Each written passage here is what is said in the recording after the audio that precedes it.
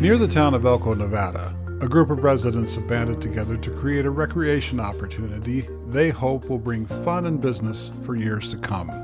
I'm David Howell, and you're listening to On the Ground, a Bureau of Land Management podcast. Last episode, we highlighted a trail near Cedar City, Utah, that has already seen a lot of development.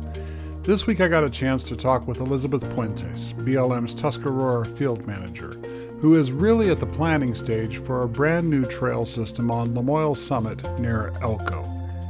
As with many federal proposals, the planning stage includes examining environmental impacts as required by the National Environmental Policy Act, or NEPA. You'll hear her talk about NEPA at length, but what's interesting about this trail is the high level of positive community engagement and enthusiasm that's happening even before shovels dig into the dirt.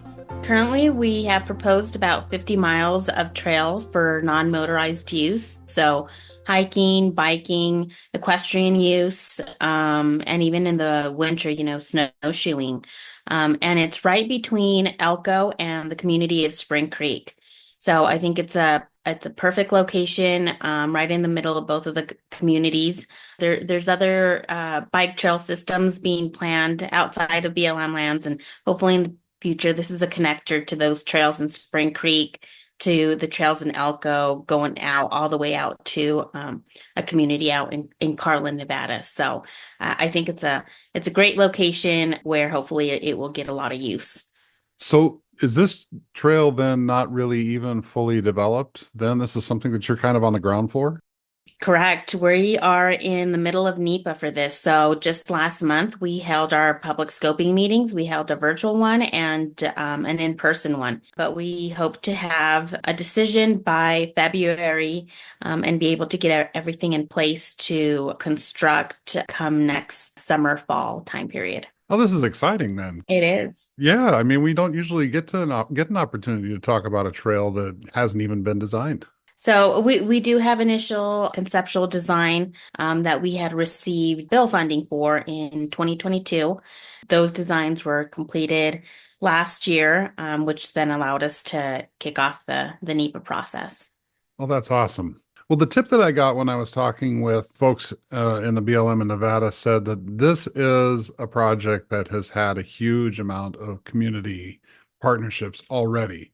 So maybe tell me a little bit about what partners are at the table and why they're there, what they're interested in.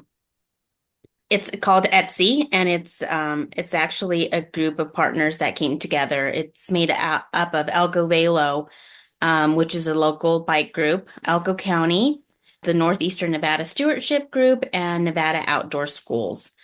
A lot of support in our community for this bike trail, but if you really compare this project to the type of support and groups that you have coming together, like let's say in Southern Nevada, then realistically it's a tiny group of us together. Tiny but mighty, I would imagine. Yes, exactly. If you look at the type of support and groups that come together for other projects, I mean, you could have a couple list of groups, right? And here we're a small group, but we've gotten community support, donations from, even Nevada gold mines, to help out with NEPA for this project. So, like you said, small but mighty. Well, that's fantastic. Okay, so what does Etsy stand for? I know it's not the crafter's website. Oh, yes. Elko Trail System Initiative. They were strategic on putting this group together. Elko County, a couple of years ago, had actually completed a feasibility study. So back in 2022, Elko County completed this feasibility study, which showed that a project like this would have a positive impact in the community. We had Nevada Outdoor School, which is really set up.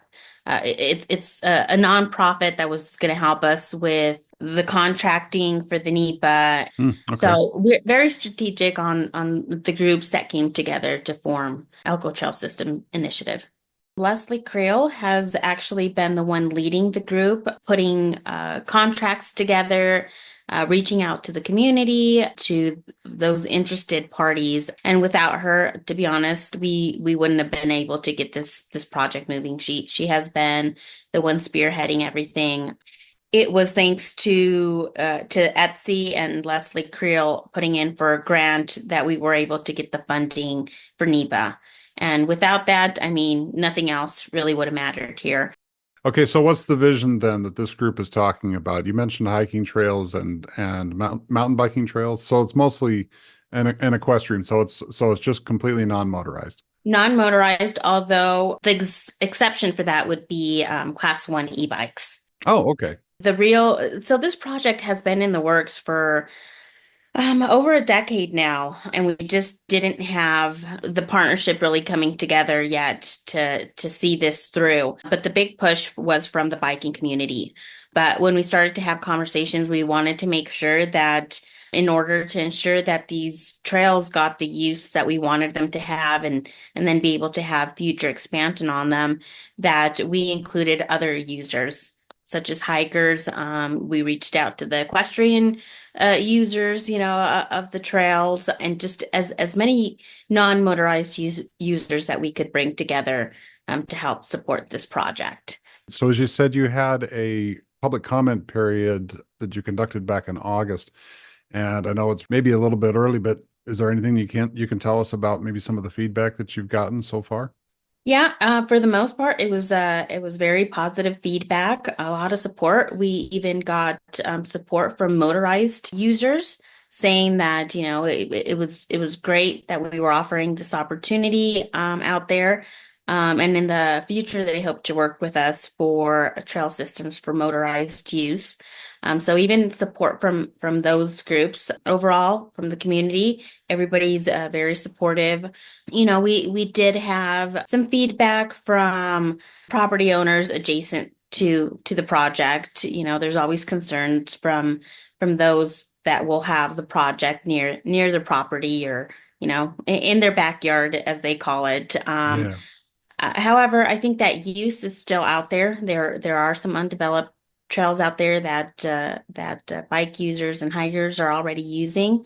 So we hope to be able to alleviate any concerns that local homeowners or property owners would have. That's a really good point because I think that, especially for BLM, a lot of these trails that we develop first start out as somebody out on the landscape, creating a trail with no thought about where it could go. And that's probably the case here as well. A lot of these trails that are out there are like I said, undeveloped.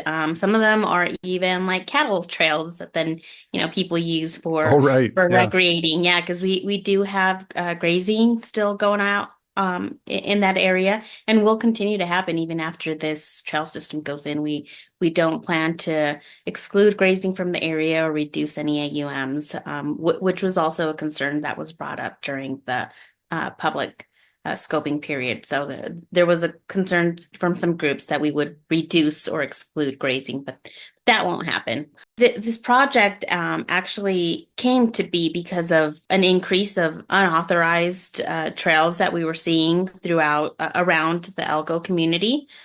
It's hard to tackle unauthorized trails if then you don't offer the community a developed trail system that they could use in place of developing unauthorized trails. So that was the big push behind this too, is offering the community a place where they could go out and recreate. Well, Elizabeth, this has been fantastic, and I wish you all the best on this trail development. It's exciting to be on the ground floor of this project. Yes, thank you. And we appreciate you wanting to highlight this project. And it's important for us to get it out into the community for two reasons. Continued support in our road to get it constructed. Also, so that when it's constructed, it really gets the use that we want to see on it. So in the future, there's potentially expansion. There's other recreation opportunities around this area, which include state parks and state trail systems. So if we really get the use and support of this trail system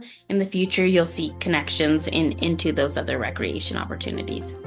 Elisabeth Puentes is the field manager for BLM's Tuscarora Field Office in Elko, Nevada. We should mention that the Tuscarora Field Office has received about $680,000 from the Inflation Reduction Act for the initial construction of the trailhead and the parking area, which will be a good start to a multi-year project. On our website for this episode, we'll have information about the Elko Trail Systems Initiative, or ETSI, which includes a simulated flyover in Google Earth of the proposed trail system, as well as information about the partners. And if you want to find a recreation opportunity on public lands near you, please visit blm.gov/recreation. I'm David Howell. Thanks for joining me, and we'll see you out there on the ground.